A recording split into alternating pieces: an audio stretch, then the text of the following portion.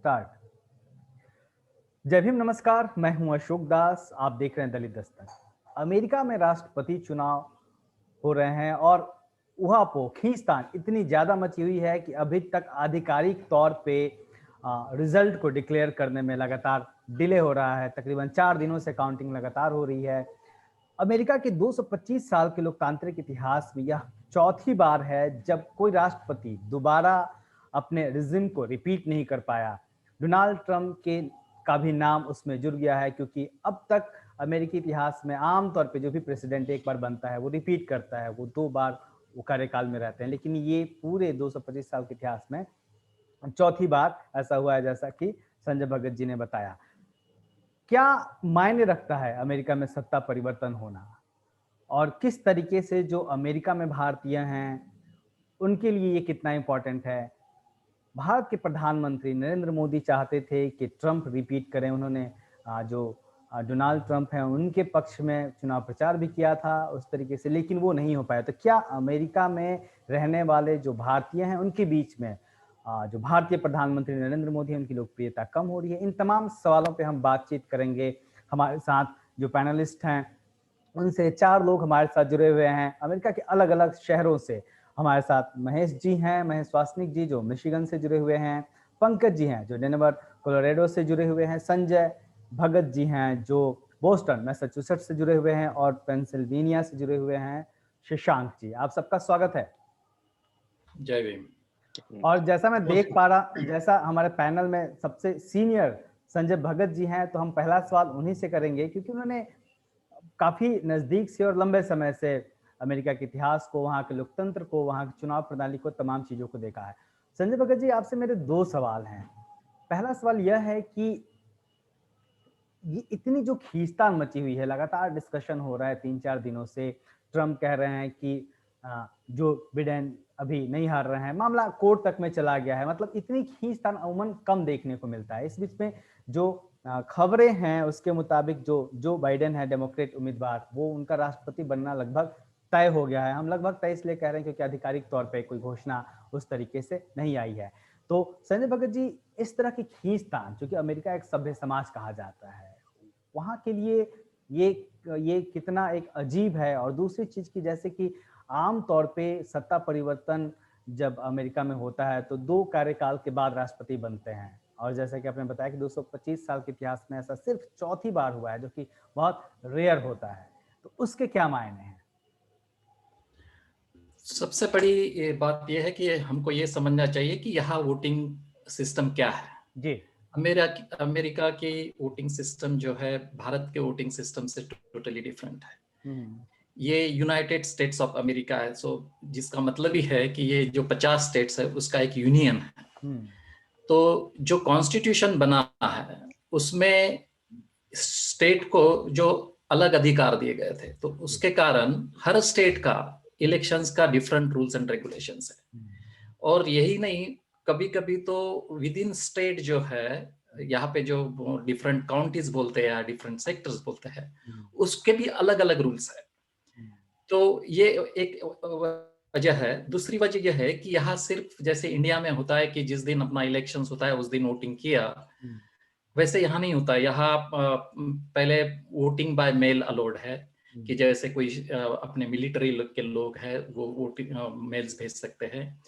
इस वक्त कोविड के कारण इवन आम लोगों को भी मेल से वोटिंग का ये दिया गया, अधिकार दिया गया, जिसके कारण पहली बार हिस्ट्री में नियर अबाउट 98 मिलियन लोगों ने, मतलब 9.8 करोड़ लोगों ने बाय मेल वोटिंग किया है। और उसके बाद नियर अबाउट 70 मिलियन लोगों ने बाय एक्चुअली जिस दिन वोटिंग होता है उस दिन वोटिंग किया। तो ये जो काउंटिंग प्रोसेस है उसमें ये सब चीजें जो है, और ये जो ऑनलाइन मेलिंग भी हुआ है, तो उसका जो है कि इनवेलप में वोट डाला गया है, उस पे सिग्नेचर की गई है। तो जब अब काउंटिंग हो रहा है तो उसमें सिग्नेचर वेरिफिकेशन, फिर तो वोट निकालना, उसको स्कैन करना, ये सब प्रोसेस में इसको समय लग रहा है। तो उसके कारण ये जो 4-5 दिन लग रहे हैं इस वक्त, उसका एक कारण है। ये ऐसा कभी इतिहास में हुआ नहीं कि इतने बड़े पैमाने पे मतलब बाय पोस्ट वोटिंग हुआ। That is one. इस वजह से ज्यादा डिले हो गया। हाँ, सेकंड थिंग ये है कि इस वक्त बहुत कंटेस्टेड वोटिंग है। जितने पैशनेट ये डेमोक्रेट लोग थे ट्रम्प्स को हराने में, उतने ही ट्रम्प्स के भी बेस जो है उसको जिताने में पैशनेट है। तो उसके कारण बहुत कंटेस्टेड सीट है। अभी सब सीट स्टेट्स के आगे है, लेकिन 5 स्टेट के जो वोटिंग जारी है उसमें डिफरेंस इतना कम है कि जो वोटिंग बोर्ड है वो डिसाइड नहीं कर पा रहा है कि किसको विनर डिक्लेयर कर। तो जब तक के वो सिचुएशन नहीं आती तब तक के वो डिक्लेयर नहीं कर सकते। और दूसरा बात यह है भी, यहाँ सबसे बड़ी इंपॉर्टेंट बात मैं बताना भूल गया कि यहाँ मेजॉरिटी का विनर नहीं होता है। यहाँ मेजॉरिटी का विनर नहीं होता है। यहाँ पे एक सिस्टम होती है कि हर एक स्टेट्स को कुछ वोट्स दिए गए हैं depending on its population and number of the senators. तो उसके कारण जब 270 पॉइंट्स मिल जाएंगे सब स्टेट का ये होके मिला के, तभी वो प्रेसिडेंट बन सकता है। वो मेजॉरिटी से आया है। जबकि इतिहास में मतलब पिछले कई टर्म्स में ऐसा हो रहा है कि जो प्रेसिडेंट हुआ है, जैसे ट्रम्प प्रेसिडेंट हुआ था, लेकिन उससे ज्यादा नियर अबाउट 9 करोड़ वोट या 1 करोड़ वोट हिलरी क्लिंटन को ज्यादा थे नेशन वाइड।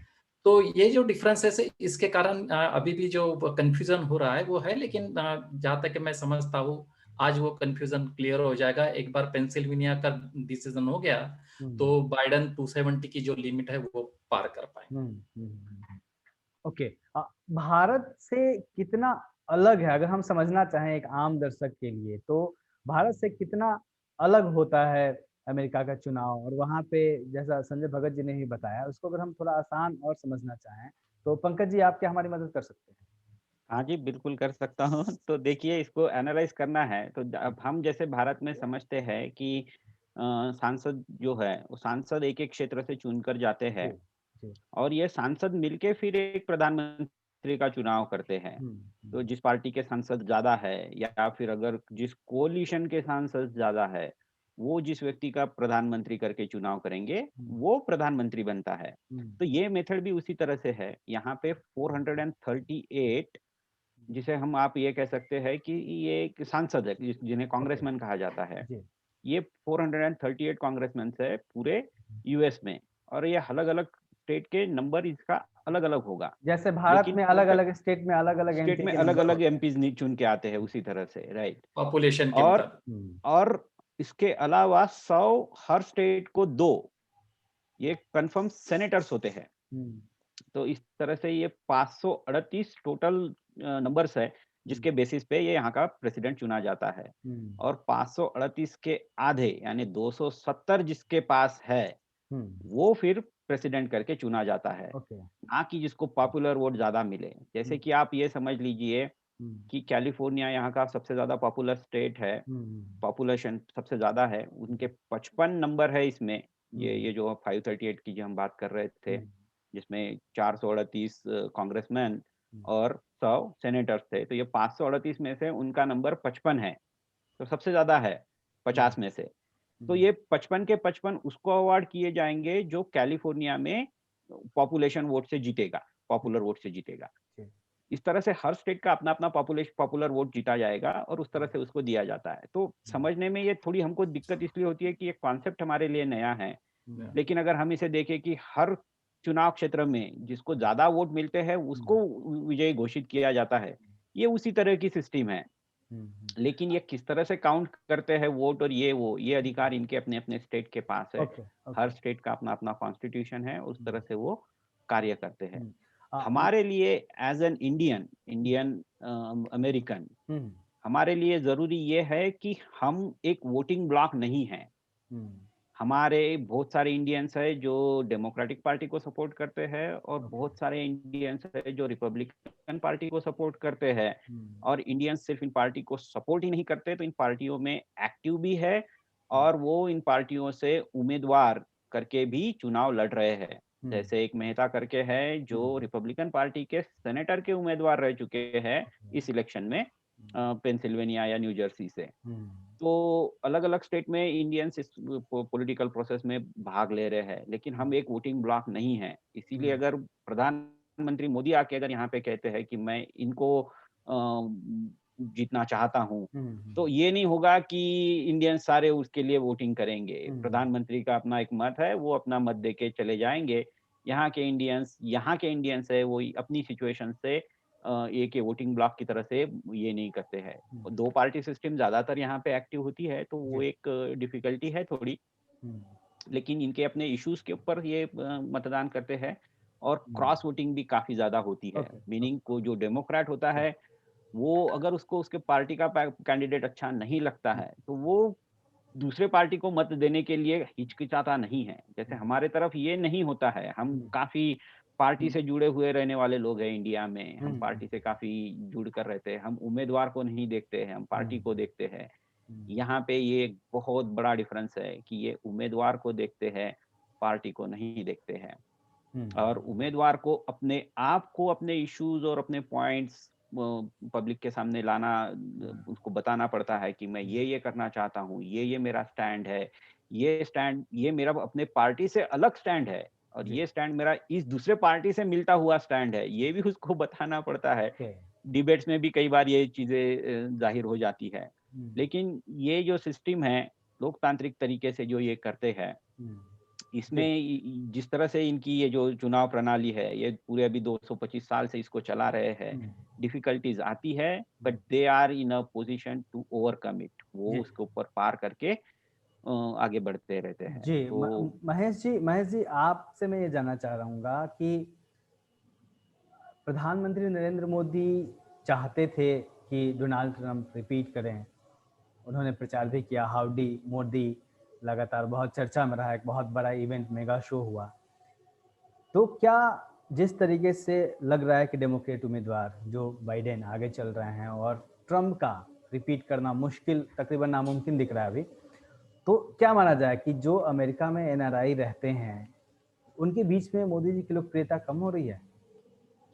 अशोक जी धन्यवाद एक क्वेश्चन के लिए, और इसका जवाब तो मैं दूंगा, लेकिन मुझे और एक इस इलेक्शन के बारे में और एक चीज बताना है कि यहाँ का जो यंग जनरेशन है, इनका इन्वॉल्वमेंट कैसा है। जैसे कि मुझे 2013 से यहाँ पे वोटिंग का राइट मिला है। मैं 2013 यंग जनरेशन इंडियन माने एनआरआई या फिर overall? NRI and young generation, यहाँ की जो यंग जनरेशन है अमेरिका की, जो कि मेरा बच्चा है अभी 15 साल का है, उसके दोस्त लोग, मेरी लड़की है 12 साल की, उसके दोस्त लोग की, उनका इम्पैक्ट क्या है, इसके बारे में थोड़ा बताऊंगा मैं। बाद में आपकी क्वेश्चन के ऊपर जाएगा, क्योंकि ये बहुत इंटरेस्टिंग है। क्योंकि मुझे 2013 से वोटिंग राइट हुआ है, और मैं जब सबसे पहली बार जब वोटिंग करने गया और जब इंडिया में वोटिंग करता था, उसमें काफी डिफरेंस है। जैसे कि मैं यहाँ के वोटिंग सिस्टम आपको बता दूं कि जब भी एंटर करते हैं वोटिंग बूथ पे, वहाँ पे तो आपका पहले पूरा वेरिफिकेशन होता है, लाइसेंस वेरीफाई होते हैं, आपका कौन सा बैलेट देते हैं वो वहाँ पे वो पेज पे लेते हैं, हम साइन करते हैं, बाद में वो सिस्टम में जाके एंटर करते हैं, वो डबल वेरीफाई होता है, फिर थर्ड पर्सन भी वेरीफाई करता है, तो 3 टाइम्स वेरिफिकेशन सिस्टम है यहाँ पे, जो इंडिया में नहीं है। जैसे कि मैंने इंडिया में भी वोट किया हूँ, तो मेरा चेहरा देख के वो बोल देते कि ये तुम्हारा बैलेट। हाँ, और वोटर आई कार्ड पे चेहरा भी वैसा नहीं रहता कि बिल्कुल क्लियर पहचाना जा सके। बिल्कुल बिल्कुल, कभी कभी तो वोटर आईडी में मेरा जो इंडिया का है तो इतना ब्लर इमेज है, तो अभी 15 साल का जो इमेज है और अभी का इमेज में कभी कभी तो पता भी नहीं चलता है। लेकिन वो पता चल जाता है कि ये महेश वासनिक है, कि अरे ये तो वोटिंग करता है, तो उसमें वोटिंग राइट मिलता है उधर। लेकिन यहाँ पे वैसा नहीं है, तो ये मेरे को बहुत अच्छा लगा कि वेरिफिकेशन सिस्टम बहुत है, तो फ्रॉड का जो ये है वो बहुत कम है यहाँ पे। और दूसरा है कि यहाँ पे जब भी यहाँ पे डिबेट होता था, कि मेरे बच्चे भी वो डिबेट देखते थे साथ में बैठ के, कि इंडिया में जो यंग जनरेशन है वो पॉलिटिकल सिस्टम में बहुत इन्वॉल्व कम रहता है। लेकिन यहाँ पे जो देखा इस इलेक्शन में, बाइडेन और ट्रम्प के इलेक्शन में, जो मेरे घर में जो ये था इन्वायरमेंट था, तो वो लोग भी इन्वॉल्व थे इसमें। काफी मेरे बच्चे लोग भी काफी मेरे को बताते थे कि डैड कि अभी ये ऐसा है, इसकी सिस्टम ट्रम्प का क्या बोलते हैं उसका एजेंडा ये है, बाइडेन का एजेंडा ये है, कौन किसके एजेंडा में कम ज्यादा है, ये सब वो मेरे को बताते थे। क्योंकि उनको पता चलता था कि वो अपने दोस्त से सुनते थे कि ये जो इन्वायरमेंट है यहाँ पे जो यंग जनरेशन का, ये काफी ओपन है और सबको इन्वॉल्व है, सब काफी यंग जनरेशन भी इन्वॉल्व है, और अपने पेरेंट्स को मोटिवेट करते कि तुम इसको वोट दो, उसको वोट दो। बाद में तो अपने को पता चलता है कि हम किसको वोट दें, लेकिन यहाँ का जो यंग जनरेशन है, मेरे बच्चे लोग भी मेरे को मोटिवेट करते थे कि dad you need to vote to him. तो ये बहुत अच्छा लगा मेरे को कि जो इंडिया में ये सिस्टम नहीं था कि अपन अपने डैड को कभी नहीं बता सकते कि डैड आप इसको वोट दीजिए करके। ये मेरे को अलग बात लगी। और हाउडी मोदी का जो सिस्टम था आपने बताई है कि ऑफ कोर्स मोदी जी तो ट्रम्प जी के काफी दोस्त है। अभी बाइडेन जी आ रहे तो मोदी जी बोल रहे कि बाइडेन भी मेरा दोस्त है, मैं 50 साल पहले उससे भी मिला था। तो काफी झूठ कहा जा रहा है कि जो भी अच्छा आदमी आ रहा है उसके साथ मोदी जी मिल जाते हैं। लेकिन जी यहाँ पे जो क्या बोलते हैं रिच इंडियन अमेरिकन है, रिच जो एक लेवल पे जो है वो रिपब्लिकन पार्टी को काफी सपोर्ट करती थी। और जो मिडिल क्लास जो है वो थोड़ा डेमोक्रेटिक बेस के ऊपर सपोर्ट करती थी, क्योंकि जो डेमोक्रेटिक बेस का जो है जो इमिग्रेशन सिस्टम है यहाँ पे, वो ऐसा मानना है कि डेमोक्रेटिक गवर्नमेंट है वो इमिग्रेशन के लिए काफी यानी सपोर्टिव है, इसलिए वो उसको मदद करती है। तो मुझे लगता है कि जो हाई क्लास है वो रिपब्लिकन के क्लास में थे और मिडिल क्लास है वो डेमोक्रेटिक के क्लास में। अशोक जी, इसके बारे में मैं एक बात बताना चाहूंगा कि यहाँ पे अमेरिका में नियर अबाउट 1% पॉपुलेशन जो है वो इंडियन है, इंडियन अमेरिकन जिसे कहते हैं, और वोटिंग ब्लॉक में भी 1%। तो अगर आप वोटिंग देखें तो हार्डली मतलब 2-3 लाख, और जिस तरह से वोटिंग हुआ है 150 मिलियन, तो उसमें 1 मिलियन लोग कुछ ज्यादा मायने नहीं रखते। हिस्टोरिकली इंडियन अमेरिकन जो है वो डेमोक्रेट को ज्यादा प्रीफर करता है। तो और अभी मतलब ट्रम्प की वजह से या ये तो कुछ लोग रिपब्लिकन को गए, लेकिन बहुत कम। तो ये कहना कि हाउडी मोडी वगैरह का जो है कि उसके कारण इंडियंस लोग इन ब्लॉक ट्रम्प को सपोर्ट कर रहे हैं, इसमें सच्चाई नहीं है। मतलब रियल फैक्ट ये है, मतलब बहुत कम, स्पेशली अगर गुजरात कम्युनिटी या कहीं और से आए हुए लोग हैं, और जैसे महेश जी ने बताया अभी कि कुछ अमीर लोग जो है स्पेशली वो लोग सपोर्ट करते हैं, बट अदरवाइज ये हमेशा डेमोक्रेट सपोर्ट करने वाला ग्रुप रहा है। जी संजय जी, मैं आपके पास फिर आऊंगा, एक सवाल आपसे और पूछना है, लेकिन शशांक जी मैं आपके पास आ रहा हूँ। अभी जो पेच जो है वो पेंसिल्वेनिया में ही फंसा हुआ है,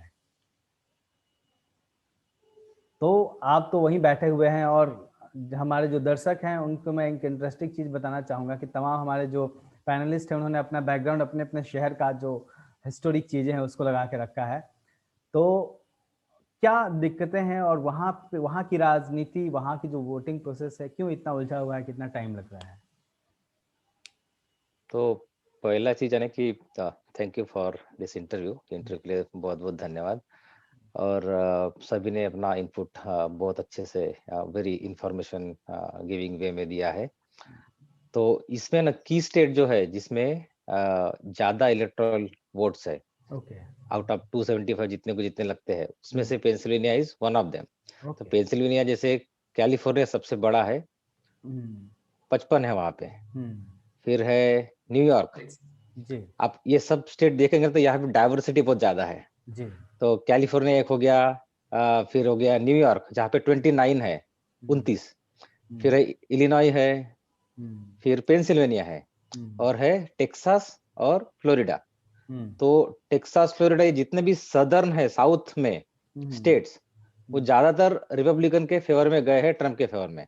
अभी भी इस बार फ्लोरिडा और टेक्सास ट्रम्प के फेवर में गया है, लेकिन जो जीत का जो ये है परसेंटेज पिछले बार के हिसाब से बहुत कम मार्जिन से, मतलब ट्रम्प उन स्टेट में जीता है। बट बाकी जो मेजर है, पेंसिल्वेनिया है, वहां का एक्चुअली गवर्नर अभी भी डेमोक्रेट है। तो और इनका जो वोट है अभी आज, मतलब आज तक मेरे ख्याल से टोटल 99% रिपोर्ट हुआ है पेंसिल्वेनिया का, और यहाँ पे 20 इलेक्टोरल वोट है। तो अगर ये 20 भी आ गए तो अभी बाइडेन का है मेरे ख्याल से 253। पेंसिल्वेनिया या कोई तो एक स्टेट है जो मेरे ख्याल से अभी आ गया है। अभी का जो लेटेस्ट न्यूज है उसमें क्लियर कट विन दिखा रहा है 284। हाँ, जब हम लोग बात कर रहे हैं इस वक्त भारत में रात के 10 बजे हैं सैटरडे का, उस वक्त की स्थिति बता रहे हैं शशांक जी। हाँ, अभी जो लेटेस्ट अभी देखा मैंने, अभी रिफ्रेश किया पेज इलेक्शन का, तो आई थिंक बाइडेन को 284 दिखा रहा है। ओके। तो इसके पहले जो था 264 था। तो एक स्टेट है अभी भी जो काउंट होना बाकी है, जो जॉर्जिया है और नेवाडा है। वहां पे भी बाइडेन आने के चांसेस बहुत ज्यादा है, क्योंकि अभी ये जो स्टेट्स है पहले, अभी इस बार क्या हुआ ना, मतलब इसके पहले कभी मेल से बैलेट नहीं हुआ हिस्टोरिकली। तो ज्यादातर परसेंटेज क्या है कि जो मास्क पहनने वाले लोग नहीं है, जिनको भरोसा नहीं है मास्क पहनने पे, वो लोगों को, जैसे ट्रम्प ने बोला था कि इलेक्शन का जो डे है उसी दिन आके वहां पे वोट करना है। तो अंदाज ऐसा, अजम्पशन ऐसा है कि जो लोगों ने वोट मेल से किया है उसमें से मेजॉरिटी जो लोग है वो बाइडेन के फेवर में है। और क्योंकि उनको नहीं जाना है पोलिंग बूथ पे, कोविड का चांसेस नहीं लेना है। और जो लोग एक्चुअल गए हैं बहुत सारे उस दिन पे, तो उनका काउंटिंग बहुत जल्दी आ गया। इसलिए जो स्टेट्स है जिन्होंने इलेक्शन डे पे काउंटिंग किया, वोटिंग किया है, उसका काउंट पहले शुरू में ट्रम्प के फेवर में था। पर जब उनको काउंट करने में काफी टाइम लगता है ना मेल को, तो वो बाकी फिर धीरे धीरे सब कुछ ये हुआ है। हाँ। संजय जी, एक पिछले दिनों में हम लोगों ने चर्चा भी किया था, सिस्को में जो हुआ था, एक जो इंडियन और शेड्यूल कास्ट के व्यक्ति के साथ जिस तरीके से जातिवाद हुआ था, और वो मामला बहुत बड़ा हुआ था। जो आप लोग हैं वहाँ पे, जो अम्बेडकरवादी समाज के लोग हैं, उन्होंने काफी बड़ा मामला बनाया था इसको। तो जब हम उस समाज की बात करते हैं, इस तरीके की, एक ब्लैक लिव्स मैटर भी चला था, काफी दलित लिव्स मैटर भी चला था पिछले कुछ दिनों में, काफी हंगामा रहा है एक यूएस में। तो अब क्या चीजें बदल जाएंगी अगर उसके नजरिए से देखें तो अमेरिका में शासन परिवर्तन होने के बाद? एक सवाल ये। दूसरा सवाल ये कि जैसे कि आपने बताया कि 225 साल के इतिहास में ये सिर्फ चौथी बार है जब कोई प्रेसिडेंट रिपीट नहीं कर पाया है, तो ये कितना ऐसा क्यों हुआ? अगर अपने समाज के दृष्टिकोण से देखा जाए तो इस इलेक्शंस का उतना ज्यादा फर्क नहीं है। पहली बात है, क्योंकि उस लेवल पे ये जाता ही नहीं है। यहाँ अपनी वैसे भी जो है परसेंटेज बहुत कम है। जैसे मैं बोल रहा था कि 1% तो टोटल इंडियंस है, तो आप समझ सकते हैं उसमें तो हम क्या परसेंट मायने रखते हैं। तो उस दृष्टिकोण से, लेकिन एक बात यह है कि ट्रम्प जो है वो बेसिकली एक very right wing oriented candidate माना जाता है, जो व्हाइट सुप्रीमेसिस्ट को सपोर्ट करता है। तो उसके कारण उस विचारधारा का व्यक्ति, और उसके जस्ट विपरीत बाइडेन है डेमोक्रेटिक के, जो वो सब समाज को, सब मतलब रिलीजन को संभाल के रखने वाले माने जाते हैं, या उस तरह की उनकी विचारधारा है। तो उस दृष्टिकोण से अगर सोचा जाए, तो अगर हम अपने समाज के प्रति कुछ करना चाहे, कुछ लॉ में बदलाव करना चाहिए, या कुछ ऐसे, जैसे कास्ट, यहाँ पे जो डिस्क्रिमिनेशन के क्राइटेरिया है उसमें रेस है, जेंडर है, और एज है, बहुत सारी चीजें हैं, सेक्सुअल ओरिएंटेशंस वगैरह, लेकिन कास्ट नहीं है, क्योंकि यहाँ पे कास्ट का कंसेप्ट ही नहीं है। तो अगर उस तरह का कास्ट का कंसेप्ट क्राइटेरिया भी हम जोड़ना चाहे तो वो हम कर सकते हैं। जैसे यहाँ ब्रांडाइस यूनिवर्सिटी ने जब वहाँ कॉन्फ्रेंस हुआ था, और वहाँ पे एक क्वेश्चन पूछा गया कि क्यों नहीं, कास्ट भी क्यों नहीं होना चाहिए, जब यहाँ पे आए हुए विद्यार्थियों का डिस्क्रिमिनेशन होता है कास्ट के बेसिस पे, तो आप कास्ट क्यों नहीं इंक्लूड करते उसमें? तो ब्रांडाइस यूनिवर्सिटी ने उसकी ओन स्टडी कंडक्ट की, और उस स्टडी के इसके ऑब्जर्वेशन के मुताबिक उन्होंने कास्ट इंक्लूड किया है। ये पहली बार हुआ है यूएसए के इतिहास में कि एक यूनिवर्सिटी ने कास्ट को डिस्क्रिमिनेशन फैक्टर माना है। और उसी तरह का अभी बहुत जगह पे चल रहा है, और स्पेशली ये सिस्को का होने के कारण बहुत सारे शहर जो है जहाँ बड़ी बड़े ऑर्गेनाइजेशंस वगैरह है, वो बहुत जागरूक हो चुकी है कि भाई इस तरह का डिस्क्रिमिनेशन पॉसिबल है, और क्या इसके लिए क्या हमें कास्ट के बारे में जानना चाहिए। तो वो बहुत जानना चाह रहे हैं। तो हो सकता है कि एक जिस तरह से, और एक उदाहरण दूंगा कि जब ये ब्लैक लाइव मैटर का आंदोलन शुरू हुआ, तो लोगों को ये समझने के लिए कि ब्लैक लोगों की वेदना क्या है, उनके प्रॉब्लम्स क्या है, जबकि व्हाइट लोग बहुत सपोर्ट करते हैं ब्लैक लाइव मैटर को। अपने यहाँ जैसा नहीं कि सिर्फ दलित होता है और दूसरा कोई सपोर्ट नहीं करता, ऐसे नहीं। इनफैक्ट यहाँ पे जब सिविल मूवमेंट चला, व्हाइट लोग भी उतने ही शामिल थे जितने कि ब्लैक लोग शामिल थे, और इस वक्त ब्लैक लाइव मैटर में भी ज्यादा व्हाइट लोग भी थे। इसके बावजूद कि उनके व्हाइट लोग के क्या प्रिविलेजेस है और जबकि ब्लैक लोगों के क्या प्रॉब्लम है, ये समझने के लिए एक सेंसिटिविटी ट्रेनिंग सब स्टेट ने आयोजित की थी, फेडरल गवर्नमेंट ने भी आयोजित की थी। तो ट्रंप ने उस सेंसिटिविटी ट्रेनिंग को कैंसिल करा दिया, just because he doesn't want people to know कि ये ब्लैक लोगों के प्रॉब्लम्स क्या है, उनकी क्या वेदनाएं हैं वगैरह वगैरह। जबकि ये अपने बाइडेन जी के कार्यकाल में शायद नहीं होगा, और बिल्कुल नहीं होगा, क्योंकि उनकी जीत ही ब्लैक लोगों के वजह से हुई है, ये फैक्ट है। हाँ, ओबामा भी काफी करीब हैं बाइडेन के। हाँ, काफी करीब है। और नहीं, जब वो शुरुआत में यहाँ जो प्राइमरी होता है उसमें बाइडेन जी पहले 3 प्राइमरी हार चुके थे, दूसरा कोई कैंडिडेट होता तो छोड़ चुका होता, लेकिन जब 4th स्टेट नॉर्थ कैरोलिना करके है, वहां पे ब्लैक लोगों के सपोर्ट के कारण वो चुन के आए प्राइमरी में, और तब से वो डेमोक्रेट के कैंडिडेट बने हुए, ये फैक्ट है। तो उसके कारण उनका चुनाव ही ब्लैक लोगों के कारण हुआ है, तो वो उस तरह की संवेदना उनके पास रहेगी। तो हो सकता है उसमें से कुछ संवेदना, जब अगर हम अपने लिए कुछ करना चाहे तो शायद अपने काम आ सकती है, इतना ही हो सकता है, अदरवाइज दूसरा कोई। पंकज जी, आखिरी सवाल है आपसे, उसके बाद हम इस डिस्कशन को खत्म करेंगे। एक अमेरिका में हम देख रहे हैं कि लगातार 4 दिनों से वोटिंग हो रही है, और जैसा कि महेश जी ने बताया कि स्कैन किया जाता है, सिग्नेचर मैच किया जाता है। भारत में ईवीएम से वोटिंग हो रही है, और उस पर तमाम सवाल उठाए जाते रहे हैं जिस तरीके से भारतीय प्रक्रिया से। ऐसे में आप जब दोनों जगहों के को कंपेयर करते हैं, वोटिंग जो प्रोसेस है उसको, तो क्या अब अमेरिका जैसे बड़े देश में और तमाम देशों में जब बैलेट पेपर से इलेक्शन हो रहे हैं, तो भारत में ईवीएम से करना, क्या इसको भी बदल जाना चाहिए? सबसे जरूरी बात जो भारत के लोकतंत्र में जिसका दमन किया जा सकता है या दमन होते आ रहा है, वो ये है जिसको अमेरिकन इसमें कहते हैं वोटर सप्रेशन। वोटर सप्रेशन का मतलब होता है कि जो एलिजिबल वोटर है उसको आप वोट करने से किसी तरह से रोक दीजिए। भारत में ये चीजें बहुत तर्क उभर कर आती है, मतलब अलग अलग तरीके से इसको किया जाता था। जैसे पहले जब बैलेट पेपर चलता था तब लोग उसको पूरी बैलेट की जो भी बॉक्स है उसको गायब कर देते थे। तो समझो किसी गरीब तबके से आता है, वहाँ का जो बैलेट पेपर है वो पूरा का पूरा या फिर उसके जाने के पहले ही वोटिंग हो जाती थी तमाम। हाँ जी, या फिर कोई और आके उसके नाम के ऊपर वोट कर देगा। तो ये इस तरह का जो वोटर सप्रेशन है ये इंडिया में प्रीडोमिनेंट है, ये बिल्कुल होता है। लोगों को लगता है कि ये काफी फ्री, सबसे बड़ी डेमोक्रेसी है by population, it is the biggest democracy in the world. लेकिन जब तक इस तरह के चीजें चलती रहेगी, जबकि अब ईवीएम के माध्यम से ये बहुत आसान हो गया है लोगों को इसको मैनिपुलेट करना इन द बैकग्राउंड। सामने भला ही उस लोगों को उसको ना दिखे कि ये हो रहा है, लेकिन ये बैकग्राउंड में किया जा सकता है।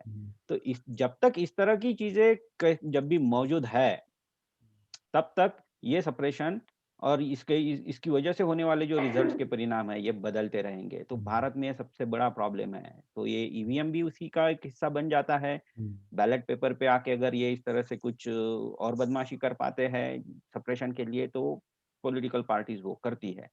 अमेरिका में इसके ऊपर बहुत बारकाई से ध्यान दिया जाता है। Voter suppression is a big issue here, people talk about it constantly. वो कंटिन्यूअसली इसके ऊपर बात करते हैं और इसके खिलाफ खड़े होते हैं कि हमें सप्रेशन नहीं कर सकते आप। और ये भी देखा गया है स्पेशली प्रेसिडेंट ट्रम्प के कार्यकाल में कि इसको सप्रेस करने की जो भी आइडियोलॉजी व्हाइट सुप्रीमेसिस्ट के तरफ से आ रही थी, उसको भी उभर कर सामने आया गया। जैसे हमने अभी इंडिया में भी देखा है कि जिस तरह से बीजेपी गवर्नमेंट आया है तो एक आइडियोलॉजी लेके आया हुआ है, और वो आइडियोलॉजी दूसरे आइडियोलॉजी को दबाने की बात रखता है और वो उस तरह से व्यवहार करता है जबकि वो पावर में है। तो ये अमेरिका में भी हुआ है ये। तो लोकतंत्र के लिए जो सबसे बड़ी और जरूरी बात वो है कि फ्री एंड फेयर इलेक्शंस। जब तक इंडिया इस चीज को अचीव नहीं कर पाता है तब तक तो हम सिर्फ डेमोक्रेसी नाम की रह जाएगी, क्योंकि ये डेमोक्रेसी का उपयोग जो पूरे समाज के उत्थान के लिए होना चाहिए, ये तब तक नहीं हो पाएगा जब तक कि जिसको उत्थान की सबसे ज्यादा जरूरत है उसका रिप्रेजेंटेशन गवर्नमेंट में नहीं रहेगा। जो कि इंडिया में हम देखते हैं कि बहुत तरीके से बुरी तरह से लैक है उसमें, बुरी तरह से वो पिछड़ा हुआ है, वो उसको इंडिया में गवर्नमेंट में हिस्सा लेने को ही नहीं मिलता है। अमेरिका में कम से कम ये बात इंडिया के कंपैरिजन में काफी आगे है, लेकिन फिर भी इन्हें ही 225 सालों से अगर इन्हें भी जरूरत है उस चीज की, तो हमें समझ लेना चाहिए कि इस चीज के लिए इंडिया में हम जितने भी दबे कुचले लोग के वर्ग के लोग हैं, तो हमें इस चीज में कितना सावधान रहना चाहिए, कितना हमें इसके ऊपर उछल कर बात करनी चाहिए, कितनी हमें इसके ऊपर जरूरत है कि हम हमारी बात रखें और इस बात को हम गवर्नमेंट तक पहुंचाएं और गवर्नमेंट के चलने में, गवर्नमेंट के एक्टिव रहने में, सुधारू तरीके से कार्यरत रहने में हमारा योगदान बना रहे, बढ़ता रहे, तभी जाके हम इसमें बदलाव ला सकते हैं। तो हमें इस प्रोसेस में हिस्सा लेना बहुत जरूरी है, मैं यही कह पाऊंगा। और अशोक जी, हम लोग जब बात कर रहे हैं इंटरव्यू में, तो अभी जैसे 11:40 हुआ है पेंसिल्वेनिया के ईस्टर्न टाइम के हिसाब से, तो कुछ मिनट पहले डिक्लेयर कर दिया है पेंसिल्वेनिया ने, पेंसिल्वेनिया ने डिक्लेयर कर दिया है कि बाइडेन को, और टोटल जो एसोसिएटेड प्रेस है उसमें 284 बाइडेन को दे दिया है, जबकि 270 चाहिए था। तो पेंसिल्वेनिया का जो 20 है वो ऐड हो गया है अभी डेमोक्रेट और बाइडेन के लिए। और संजय जी की हंसी से लग रहा है कि ये भी इन्होंने जिसको वोट दिया था वो शायद जीत रहा है। नहीं आप सबका बहुत बहुत धन्यवाद, महेश वासनिक जी, संजय भगत जी, पंकज मेश्राम जी और शशांक जी। आप लोगों ने समझाने की कोशिश की हमारे दर्शकों को कि किस तरीके से अमेरिकी चुनाव होता है, भारत के चुनाव से किस तरीके से अलग है, और हम उम्मीद करते हैं कि हमारे दर्शकों को समझ में आया होगा कि अमेरिकी चुनाव भारतीय चुनाव में क्या फर्क है, किस तरीके से वहाँ की राजनीति काम करती है, ये बदलाव कितना महत्वपूर्ण है। और जो ईवीएम पे सवाल है कि 225 साल पुराना लोकतंत्र अमेरिका जो है वो भी आज बैलेट पेपर पे चुनाव कर रहा है, जबकि भारत में ईवीएम चल रहा है जिसपे तमाम तरह के आरोप लगते रहे हैं। तो उसमें भी बदलाव की जरूरत है। आप सबका बहुत बहुत धन्यवाद, थैंक यू हमें ज्वाइन करने के लिए, इस महत्वपूर्ण इशू पे बात करने के लिए। जय